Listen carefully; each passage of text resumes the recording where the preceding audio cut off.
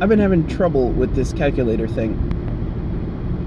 I said before that the calculator is a better tool for doing what it does. It's a single, unitasker. It does one thing and does it really well.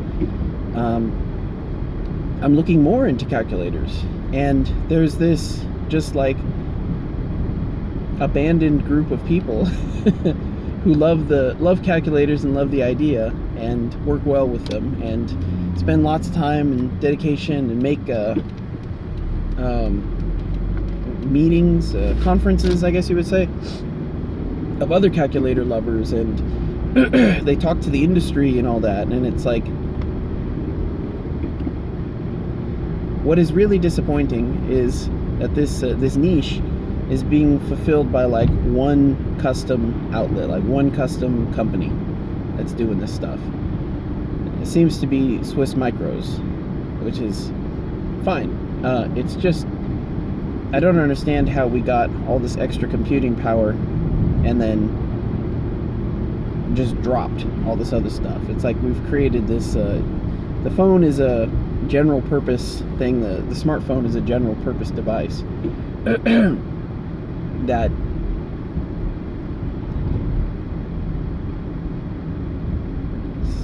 I don't like the saying, but jack of all trades, master of none. It can do lots of things pretty well. That's true. It can't really do anything perfectly well. I think the original Nokia brick phone was a positive tactile buttons, lights, long battery life. Phone rings, you push the button and you're immediately talking to someone. Smartphone, like, it has to load into the phone app when the phone starts ringing, and heaven help you if you're doing something busy before that and the phone needs to reallocate resources. You might not even make it to the phone app to answer the call before it goes to voicemail. So this is, and I really don't know if this is just I'm not going to say calculators are better. I still haven't bought one, but I am rather interested in it's a WP 43 or WP 34S project, which is HP made a series of calculators and opened the bootloader essentially, and offered the toolkit for building custom operating systems for the calculator. So you have a 2-line display that people are able to do whatever they want with. And first thing they did was recreate the HP 42S. And I just don't understand. I don't understand it. There seems to be this arching consensus that the HP, like everywhere I go, because the actual HP 42Ss are hundreds of dollars used.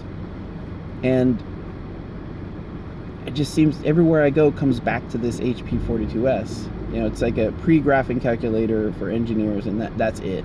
There's another one, there's a Casio one that's has some interest in it as well. But just, I don't understand how there's people in the year 2021 going, oh boy, I sure wish we had this thing. We're bending over backwards to get this thing. We have custom projects, open source projects that recreate this thing on all platforms, all operating systems and cell phone operating systems, and no one cares. And it's just like a good enough mentality. And maybe that's the issue. Maybe this comes around to my views on keyboards. It's like, hey, the keyboard's good enough. It works fine.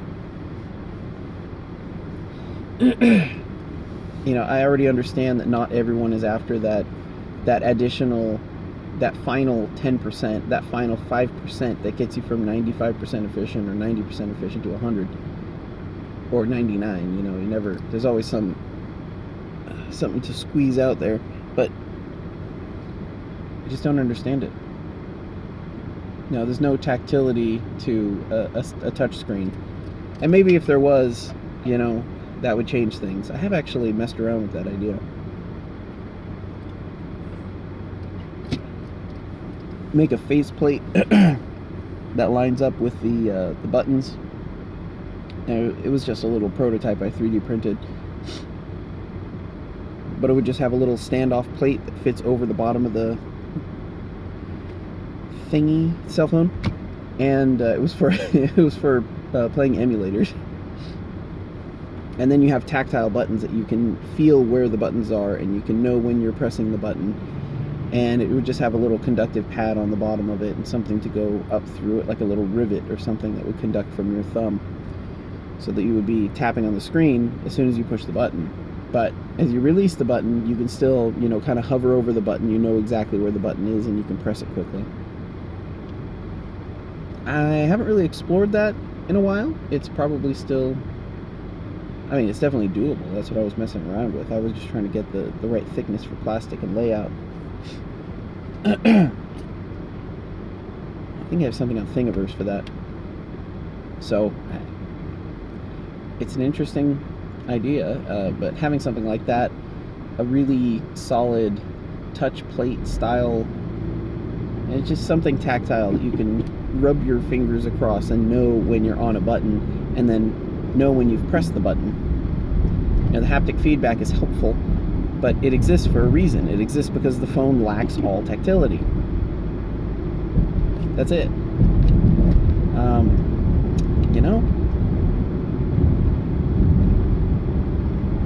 The keyboard route, though, and there's really small ESP32 devices at this point. Plus, you can jack into the bottom of the phone for a USB OTG and get power from it.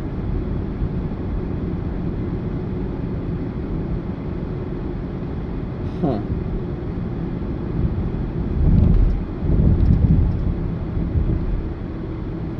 Double huh. So, by the way, Vexas is acting up. I think I wore out this lithium battery. It's just like a 25 or a 250 battery, just to keep it light. But doubling the size of this or setting up two in parallel would be better. But I don't know. It was just, like I said before, it was I had that realization while I was talking about it last time in the last vlag. It's like, it's tiring, it's exhausting, thinking about it and worrying about it, and does it need power, and where is it now, and is it charging, and it's 11 o'clock, do you know where your Vexas is? So, putting a 2000 milliamp hour battery on it, probably a better bet. The other problem is the charging speed on that thing is not great, so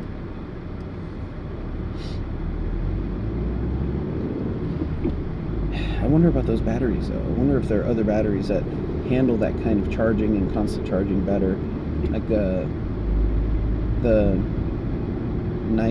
NiCad, nickel metal cadmium alhydride or whatever. I know the output isn't as good, but this thing is just being charged constantly, and it's useful being charged constantly. And when you plug it into a computer, you connect to it via serial terminal, and while you're doing that and using it, it's being charged constantly. This is not necessarily ideal.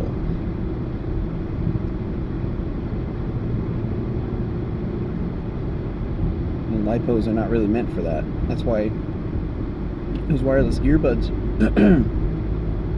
are basically a consumable electronic.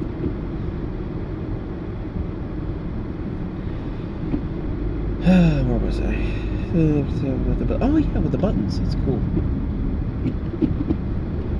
Make Bluetooth faceplates for your keyboard.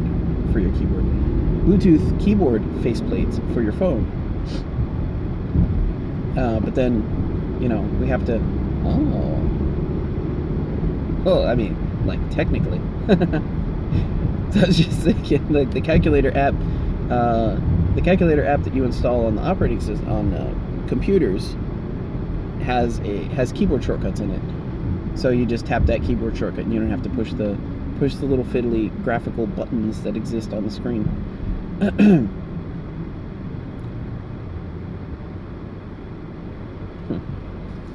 So you don't have to push the buttons, but I'm not sure if the app on the phone has keyboard shortcuts. So if it does, then you can do, we can build something like that. But I'm also making all kinds of other keyboard shortcut stuff where I've got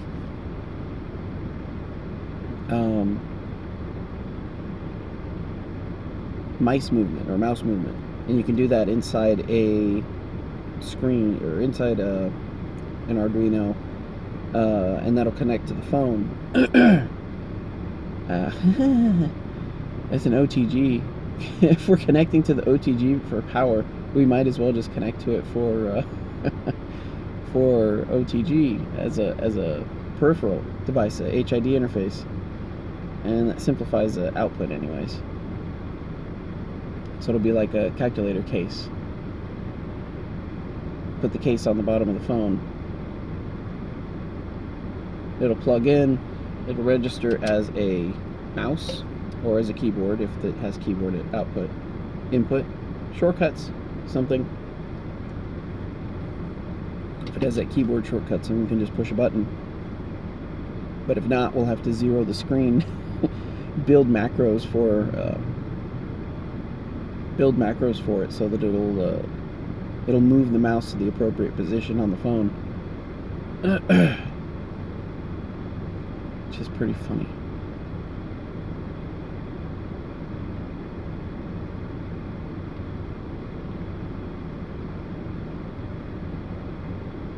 Yeah, then you carry around a calculator case, I guess. Look, I just won't be satisfied until I have a pocket protector and 3 colors of pens in there. That's where we're headed. So let's just skip to the end here.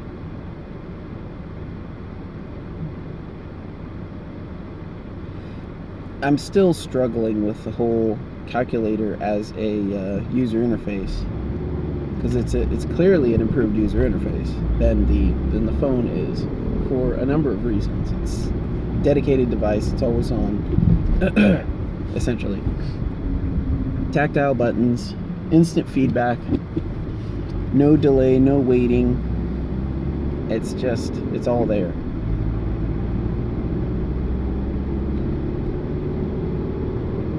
This becomes a question of, well, why don't I get a cheap smartphone and install the app on it and turn that into a dedicated calculator? And that actually probably is a better idea.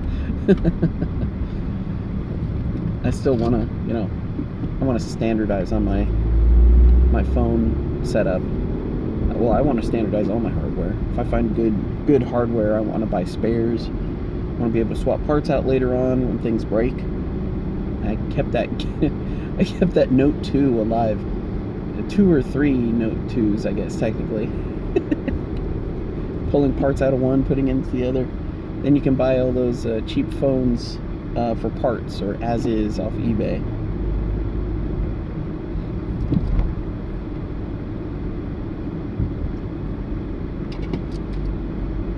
Maybe the form factor for a calculator is, or for a smartphone, is not really conducive to the form factor for a calculator. I'm not making an argument for a sliding keyboard phone, but I am kind of making an argument. I'm always making an argument for a sliding keyboard phone. We've gone too far, we have to go back. That's the thought that I keep coming back to. It's like we've created all these general purpose tools that are just not very good at the things that we had dedicated hardware to be good at. But it is not economically incentivized to have multiple devices do a thing. Instead, we have all these general purpose tools that, it's a great idea. It is a great idea. The screen can display anything. It can be your keyboard. It can be displaying pictures. It can be a mouse pad interface with a capacitive touch sensing. It's all right there. You can change it however you want. But that doesn't get you to the next level. That doesn't get you 100% efficient. You know, you're still working within the boundaries of. See, look at my watch. I lost my watch. I don't know where my watch is, and I haven't had it for weeks. And I don't want to fish my phone out of my pocket to look at what time it is. And I'm being late and being surprised by the time more often because I'm not, hey presto, just popping my wrist and checking the time. Putting your wristwatch into your smartphone is not an improvement.